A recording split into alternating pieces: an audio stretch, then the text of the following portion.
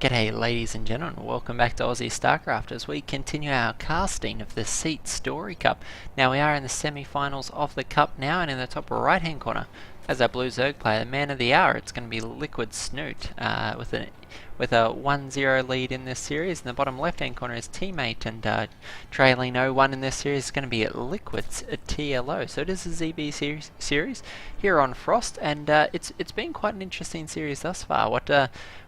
What is actually quite a large map pool. Most of the maps that we've seen thus far in the series have been some of the larger maps that are currently in the 1v1 map pool. We've seen some exceptionally short games, so both these players are playing well. TLO trying to open quite economically in the last game, but Snute doing his very best to exploit that greed and managing to take a 1-0 lead in the series. So we'll see if TLO adapts his play this time to take into account Snute's current play style, or whether TLO just continues to go for his quite tried and tested very gasless opening. So I think in a ZvZ matchup, pretty essential to try and get that speed at the same time as your opponent.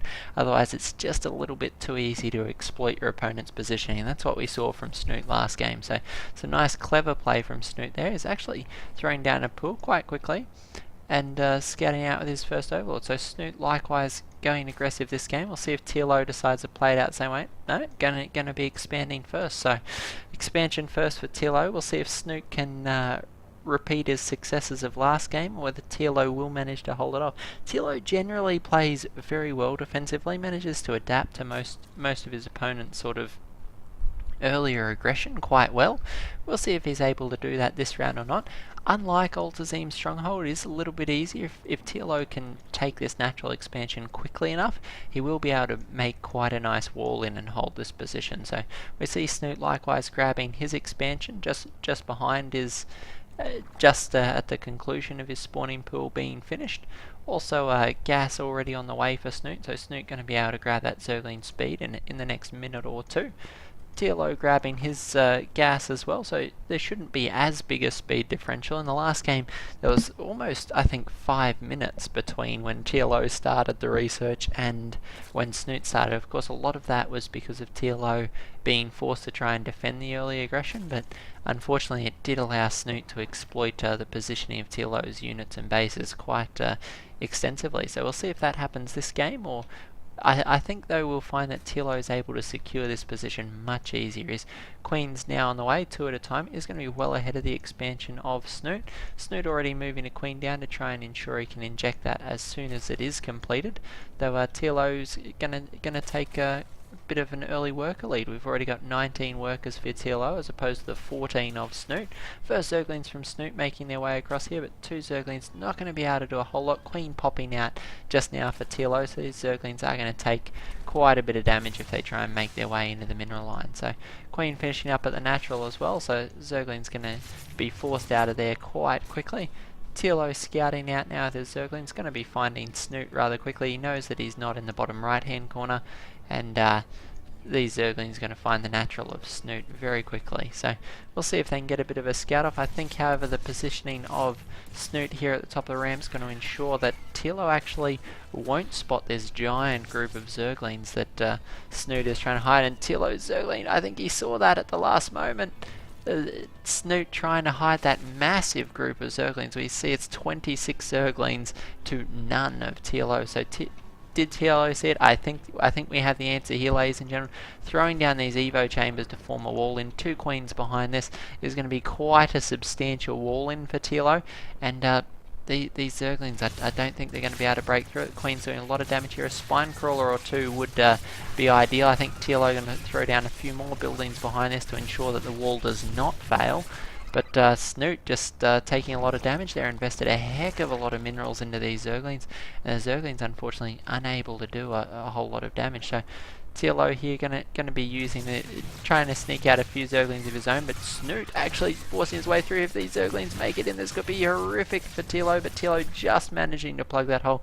Very dicey there. If those Zerglings had made it through, it would have been virtually GG as it stood.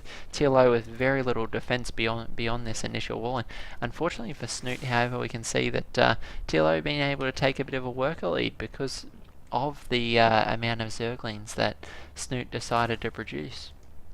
So we're going to see LiquidTLO get a bit of an economic lead in this game. We'll see if he can translate that into a victory here. Is trailing 1-0. Both our players electing to stay on the Zergling Baneling sort of tech path. But Snute here may be able to wear this Baneling nest down. Plenty of energy for transfuses here, so the Queens can keep it alive if need be. LiquidTLO just going to be wailing on the Zerglings, trying to clean up as many of those as possible. Though it does have to be wary of a potential Baneling bust. Baneling nest already finished up for Snute, and Snute could pull back and morph a few Banelings and bust through this door quite quickly. So need to be very careful. Of course, LiquidTLO producing a few Zerglings of his own, actually going for a little bit of a counter-attack as these units move across the map. There is a Spine Crawler, a Queen, and plenty of Zerglings here, so I don't think Snute will be in too bad a shape. LiquidTLO is certainly going to be exploiting his opponent's third base. We're going to force the cancel here as it gets almost a complete surround from these Zerglings. Cancel there, and the drone will make it out. But LiquidTLO deciding to return the favour from last game, ensure his opponent can't take a third base. LiquidTLO's own third being thrown down here. We have Zerglings and Banelings trying to micro back and forward furiously, and this is what the opening of most Zerg games, ZvZ mirror matchups do tend to be. There's a prolonged Zergling Baneling phase before our players can transition into mutas or roaches or something just a little bit heavier. LiquidTLO is starting to get that creep spread going. A few more Zerglings making their way out onto the middle of the field. LiquidTLO would love to get a few of these Banelings up. We can see Snute has a Baneling or two of his own.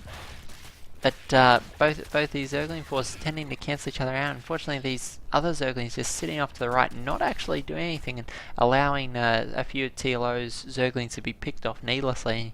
You've got to keep track of your units so meticulously, particularly when it is such a tight game. Snute actually finishing his Roach Warren, so completed now. Roach speed on the way, and the first few Roaches making their way out onto the field. That puts a pretty effective timer on the game. LiquidTLO needs to get a Roach Warren of his own, or a Muta, or a Spire to build Mutalisk, as if he's not careful, these Roaches from Snute just going to do so much damage. Zerglings cannot counter Roaches, certainly not in the numbers that we're seeing on the field, so LiquidTLO needs to make up his mind here and get out something to stop these. We'll see these first Roaches momentarily. We have more on the way. LiquidTLO's Spire almost completed here, and enough gas for 10 mutas, so this could be bad news for Snute. We'll see just how heavily Snute decides to commit to these Roaches. May just be a few Roaches for defensive purposes, and if that's the case, Snute could be in big trouble, as LiquidTLO's not spent a great deal of gas, and we have Mutalisk coming out by the dozen. First 4 on the way now, up to 6, enough gas for at least 4 more if LiquidTLO can secure the necessary minerals to do so. And we have the Muta count up to 9, so things looking a little bit dicey for Snute, as LiquidTLO could potentially swoop in and do massive damage to the expansion. Plenty of Zerglings here for a counterattack, but LiquidTLO could well run wild in the expansions and main base of Snute, so Snute needing to be very careful. Throwing down a Spore Crawler now. He's aware that this could be coming. He knows that LiquidTLO has not spent very much gas at all. His own Roaches here not going to be able to do a lot to defend against these Mutalisks.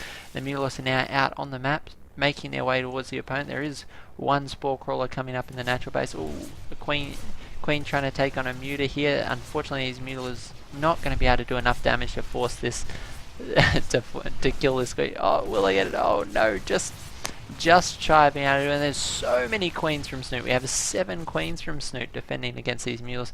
1 Queen managing to be picked off, but unfortunately for LiquidTLO, there's mass Queen from Snute here, and that's going to provide a very viable defense. There's not going to be enough Mutalisk cards. We have Roaches starting to come from LiquidTLO now, so LiquidTLO trying to put on a bit of pressure of his own. His third base heavily saturated. If we check out the worker tab, it's 70 to 48, so LiquidTLO certainly at an economic advantage here.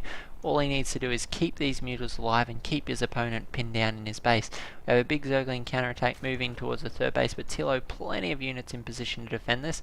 I doubt he'll take a whole lot of damage here. If we check out the workers here, all the Mutalisks are in the main base, wiping out the workers of Snute here. Unfortunately, Snute's Queen's out of position, and LiquidTLO managing to grab quite a few worker kills here. So 8 workers, 9 workers, 11 workers.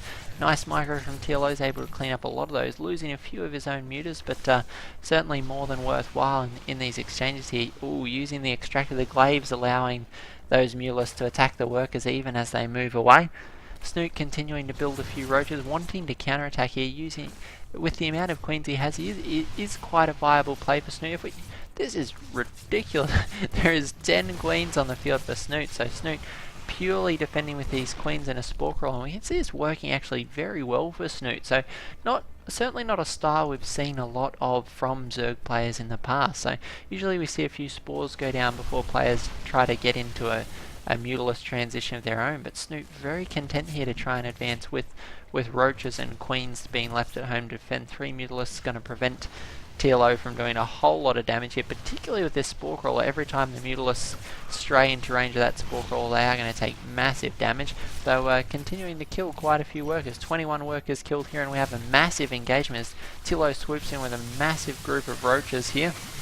Nice concave from TLO's, allowing him to really get the better of these roaches. Hydra's in the back providing the DPS. Unfortunately, Infestor's going to throw out some infested Terran here to tip the tide, and TLO's going to have to fall back here. I don't think there's going to be enough to break through. The Queens and infested Terran going to be more than enough to push back these forces. TLO's units just not dying here. Queens continuing to go down. There's so many infestors from Snute. The dangerous part for TLO here is when these infestors are totally expendable units. The infestors themselves will just recharge their energies. TLO has to make it work here. More roaches being produced by TLO to tank damage for these Hydras, and the Hydras going to town. Snute GG's out of that game, and TLO manages to make it work, but I have to say, make it work by the skin of his teeth. We have plenty of reinforcements making their way across the field, but the real issue is if we check the unit counting station, 8 infestors for Snute means that if TLO didn't break Snute here and now, there was going to be just a lot of free units from Snute doing so much damage to TLO. But nice work from TLO, managing to get to notice that timing, hit the timing, and put Snute on the back foot. So we see TLO just playing that out very differently to the first game, but managing to make things work and take a game off Snute. So 1-1 in this series. Going to need another 2 wins to progress to the grand final. So best of 5 series. First player to take 3 will progress. Hope you guys are enjoying the cast. If you are, by all means, please share it with your friends. We really appreciate your support here at Aussie StarCraft. We know that it is very much a community-based channel, and we appreciate all the opportunities you take to let your friends know about us. So any chance you get to share the games, we very much appreciate it. And we've got plenty more great StarCraft 2 content coming up right after the break. Thanks, guys.